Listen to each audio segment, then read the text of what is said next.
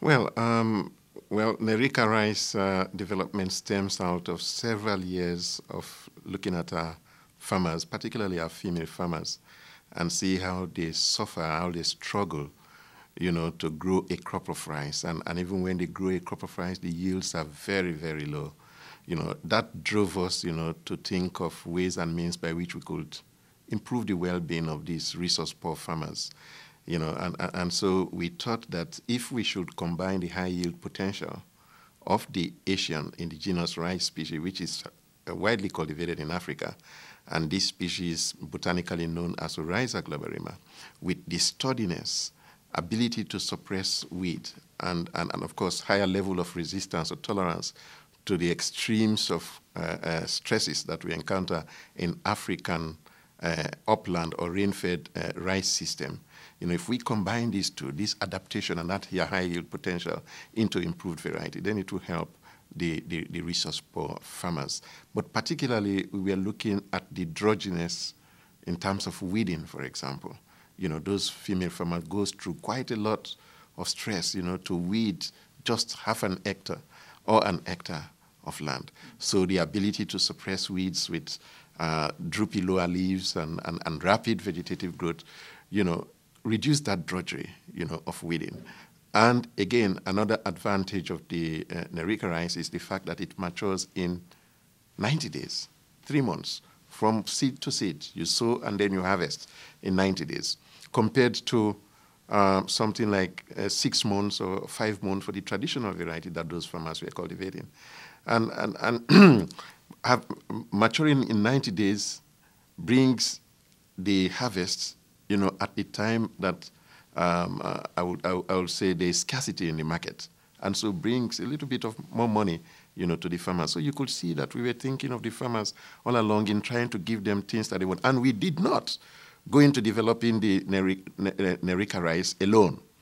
We brought in the farmers, female farmers, male farmers, and we brainstormed on what those farmers would like to see in their varieties. And we try to give them those characteristics that they favor. Even after that, the ways and means by which we disseminate NERCA involves what we call the participatory varietal selection approach, in which the farmers themselves sat in the driving seat, and tell us the criteria that they would like to see in the variety in their varieties, in terms of selection from this group of materials that we made available to them. So it was more farmer-oriented, what the farmers want, what they like to see in our varieties, and we try to give them that. First of all, it came as a very pleasant surprise. I was not expecting it at all. I always think of that day that I got this call, and they were talking about the NERCA rice and eventually the World Food Prize, As an African, I thought that it's recognition of African contribution to science and technology in the first place. It's the first time that an African was getting this award. And so it serves as an inspiration, not just to researchers, but everybody in Africa that is working in various fields, because after that I know that I got quite a lot of calls from my colleagues, from people that I don't know, who wanted to congratulate me in the first place, but at the same time to say that you've made all of us proud and we want to go your way. Even today, Africans that are getting awards here and there, much smaller awards, maybe bigger awards, they tend to call me to say, yes, we try to follow your footstep. So I think that if you persevere, if you do your work and do your work well, it will pay. This kind of recognition will come, and this kind of recognition will open up more further recognitions, in the future, not just for you alone, but for you and your colleagues that are out there. So yes, it was a big. I never thought that I would ever achieve that, and it came, and it served as an inspiration to my African colleagues and to young scientists that yes, if they work, they will reap the benefit. Norman Borlaug means everything, not just to me, but to us African young scientists that are coming up. we have followed Norman Borlaug achievements in Asia, in Latin America, in the world as a whole, to promote agricultural development. The Green Revolution in Asia wouldn't have happened without him, and not only in developing, helping to develop the improved technologies, the improved varieties of rice, of wheat, etc., but in promoting the dissemination of those technologies. I'll tell you, the Green Revolution did not come to Africa because Africa did not do what Norman Borlaug did for Asia, because the technologies were there. But Norman Borlaug took a step further to go to prime ministers and to presidents to talk to them, to say, look, the only way that you can push these technologies is if you make the seeds available at the farm gate, and at the same time, if you provide the necessary inputs, such as fertilizers, etc., and provide the markets, because the farmers are bound to, produce more, and if they produce more, they would like to sell. So provide that market. And I think today, as we bring the AGRA program, the AGRA is the Alliance for a Green Revolution in Africa, because since the 60s, 70s, the Green Revolution has not come to Africa. As we implement that program, we're thinking of what Norman Borlaug did for Asia. And we want to follow those footsteps, to build our own Green Revolution program. And I think that apart from the fact that he has inspired a lot of us as scientists, young scientists, old ones, I'm getting old now, he has inspired all of us.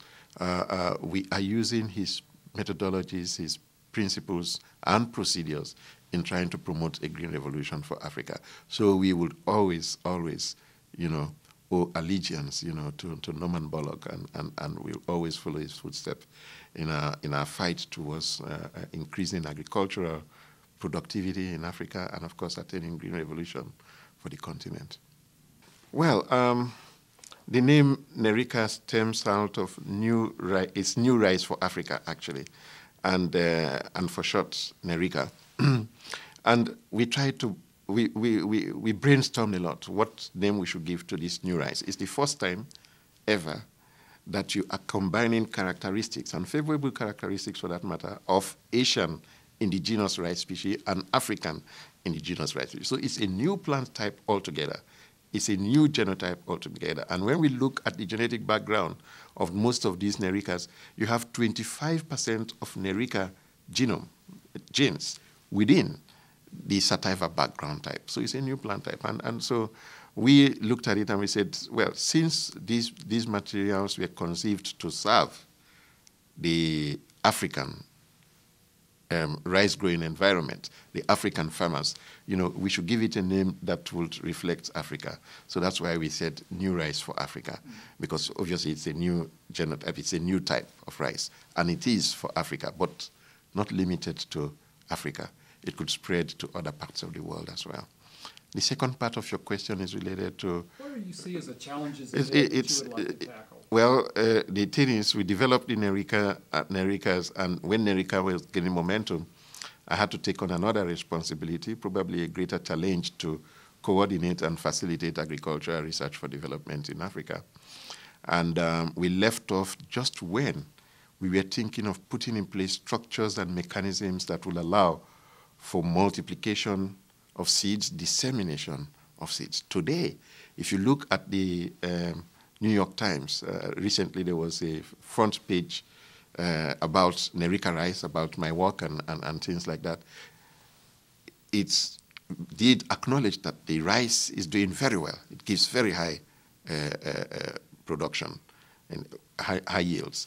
But what is lacking is the availability of seeds. Up to date, farmers who require the seed do not have. So this is a major challenge we have to face. Africa has to try to develop pathways for the dissemination of appropriate technologies like NERCAs. They have to put in place structures, that will allow for those seeds to go. Maybe feeder roads, and of course magazines to allow for storage of those seeds and distribution of those seeds through or selling of those seeds, to the farmers. These, I think, are things that they need to do.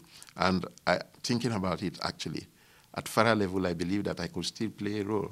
And I'm thinking of going back, to see how I can play a role in disseminating improved technology. So in FARA today, we've come up with a program that we call the Donata. dissemination of new agricultural technologies in Africa. And NERCA is going to be one of the products that will be disseminating and hopefully disseminate this through the continent as a whole. It should be noted that rice was not known in Uganda as a cash crop until NERCA went there. Today, Uganda is exporting rice to other neighboring countries to the tune of up to about $12 million annually. In 2006 alone, they got that amount, and they are expanding the area under cultivation. So there's a lot to be gained, in growing high-yielding products like NERCA.